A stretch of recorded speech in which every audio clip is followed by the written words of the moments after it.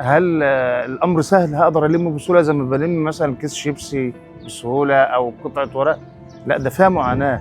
يعني البلد بتدفع فلوس ماشي في النظافه ديت، على الرغم ان انا في ايدي ان انا نحافظ على نظافه مكاني. في ايدي نعيش في مكان نظيف، في حاجات هنا نحافظ على السلبيات بتاعتنا. فيا ريت ان احنا يكون عندنا وعي حضاري. البقايا بتاعتنا بقايانا احنا، حاجتنا الشخصيه، بمنتهى البساطه نحذفها في صندوق القمامه اللي شكله جميل دهوت، الاخضر ابو عجل دهو، اظن واضح جدا للعين.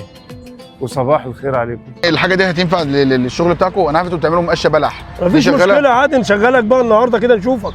هتجربني النهارده؟ كانت رساله هنقدم وهتعمل اول الشغل. طب انت كده فاشل اهو. النظافه مش بس شكل حلو زي ما انتم شايفين، النظافه دي راحه نفسيه للنفس وللناس اللي حوالينا. وقبل ما نقفل الفيديو حابين نشكر اللواء طارق مرزوق محافظ المنصوره ورئيس حي